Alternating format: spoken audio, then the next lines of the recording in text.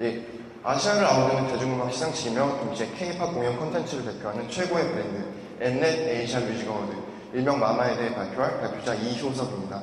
저희는 지금부터 마마가 어떻게 공연 콘텐츠 시장에서 현재의 위치를 점하게 되었는지, 그리고 마마가 K-팝의 성공에 미치는 의미는 어떤 것인지를 중심으로 발표를 시작하도록 하겠습니다. 지금 보시는 사진에 보이는 것처럼 미국의 그래미 어워드 그리고 유럽의 EMA 등은 미국, 유럽의 거대 음악 시장을 상징하는 최고의 음악 시상식들입니다. 이러한 음악 시상식들은 한 해 동안의 성과를 기념하는 자리의 의미 이외에도 관객들에게는 환호할 수 있는 축제회장, 그리고 대중음악을 구성하는 유통사, 제작사들에게는 서로 네트워킹을 할 수 있는 교류의 장으로서의 역할도 수행하고 있습니다. 저희가 다루고자 하는 마마 역시 대중음악 시상식입니다. 마마는 1999년, 14년 전에 엠넷 영상음악대상이라는 이름으로 그 시작을 했습니다. 마마에서는 다른 공연에서는 볼 수 없는 굉장히 독창적인 퍼포먼스들이 많이 있었는데요. 대표적인 것들을 몇 가지 소개해드리자면 다들 알고 계실 2002년 싸이와 신해철의 장갑차 퍼포먼스가 있었습니다. 굉장히 화제가 됐던 공연이죠. 그 외에도 인터넷을 도배하다시피 했던 이효리와 탑의 키스 퍼포먼스, 이런 다른 공연에서는 절대로 볼 수 없는 혁신적이고 과감한 공연을 통해서 마마는 마마만의 명성을 차지하게 됩니다. 지금까지 마마의 시작에 대해서 말씀드렸다면 지금부터는 마마의 성장 과정에 대하여 말씀드리도록 하겠습니다. 그 전에 먼저 K-팝의 열풍에 대해서 이야기를 드리고 싶은데요. 대장금 등의 드라마를 통하여 한류가 처음으로 시작되었다면 한국의 대중음악을 중심으로 시작된 K-팝 열풍, 일명 신한류라고 부르죠. 신한류의 전파 과정은 조금은 특이한 양상을 띱니다. TV 등의 메인스트림 미디어를 통해서 전파된 것이 아니라 유튜브로 대표되는 온라인 미디어를 통해서 굉장히 빠르게 전파가 되었죠. 그 과정에서 대대적인 홍보라던가 배급 활동이 이루어지지 않았음에도 불구하고 수요는 자발적으로 아시아 전역에 발생하게 됩니다. 그렇게 자발적으로 발생한 수요를 만족시키기 위한 여러 시도들이 시작됩니다. 이것은 저희가 직접 만들어본 K-팝 공연 콘텐츠의 포지셔닝 맵입니다. 가장 먼저 움직인 것은 대형 기획사들이었습니다. SM이나 YG 같은 대형 기획사들에서는 소속 아티스트의 아시아 투어 공연 등을 기획하면서 실제로 티켓 세일즈에 있어서 큰 성공을 거두기도 했습니다. 하지만 그런 개별 아티스트의 인기에 의존한 공연들은 그 영향 역시 개별적인 수준에 머물 수밖에 없었겠죠. 그 외에도 다른 여러 가지 시도들이 있었지만 보시는 것처럼 한국을 중심으로 한 시도에 지나지 않았습니다. K-팝에 대한 범아시아적인 수요가 마치 블루오션과 같다면 한국에서 이루어진 시도들은 단지 그 바다에 낚싯대를 던지는 수준에 지나지 않았던 것이죠. 그 과정에서 그 블루오션에 직접 뛰어든 것이 있었으니 그것이 바로 마마였습니다. 2009년 마마는 그 이름을 엠넷 에이시안 뮤직 어워드로 바꾸면서 그 근본적인 지향점 자체를 한국의 시상식이 아닌 아시아의 시상식으로 바꿉니다. 그리고 이듬해 2010년 국내 음악 시상식으로는 최초로 마마인 마카오 해외 개최를 결정하는 모험적인 시도를 하게 되는데요.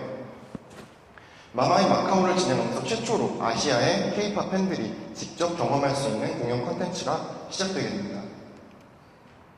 재반 상황이 완전히 다른 해외에서 시상식을 진행한다는 것은 굉장히 힘든 일이었겠죠. 실제로 많은 어려움에 부딪혔습니다. 먼저 내부적으로는 수익성에 대한 의심이 있었습니다. 급격하게 증가한 제작 예산으로 인해서 그 수익성과 실효성에 대한 내부적인 강한 반대에 부딪혔고요. 외부적인 위기도 있었습니다. K-팝의 다른 메인 플레이어들이죠. 대형 기획사와의 마찰이 문제가 됐습니다. 시상식을 구성하는 메인 아티스트들이 줄줄이 출연을 고사하게 되면서 2010년 마마의 야심찬 시도는 반쪽 섭외라는 오명을 안게 됩니다. 야심찬 시도에서 기대한 만큼의 결과를 얻지 못했음에도 불구하고 마마에서는 또 한 번의 도전을 감행합니다. 2012년에 마마는 또 한 번의 해외 개최를 결정하고 싱가포르에서 열리게 됩니다. 그리고 그 과정에서 역대 최고 규모의 인력 1200명이 투입되게 됩니다.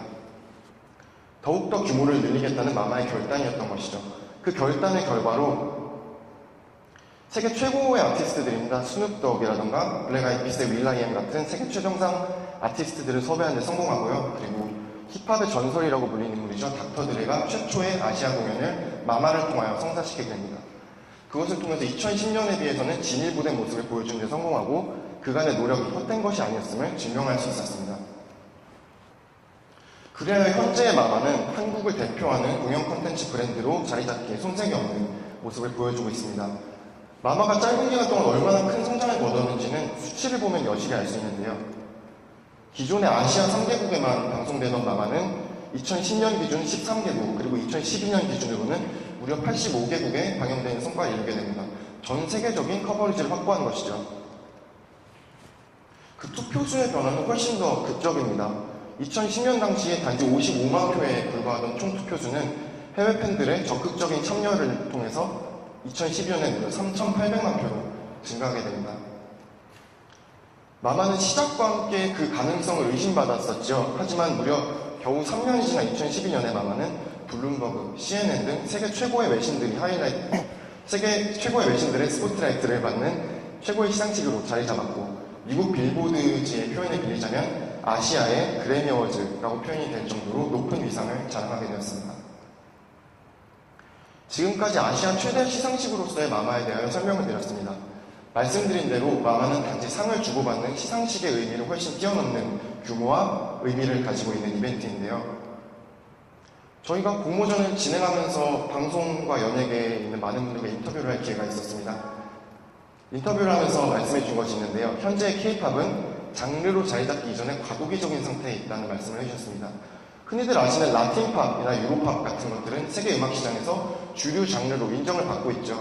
하지만 현재의 K-팝은 빅뱅, 소녀시대 같은 대형 아티스트들, 그리고 강남스타일과 같은 메가 히트곡의 파급력에 의존하는 경향이 아직도 굉장히 강합니다.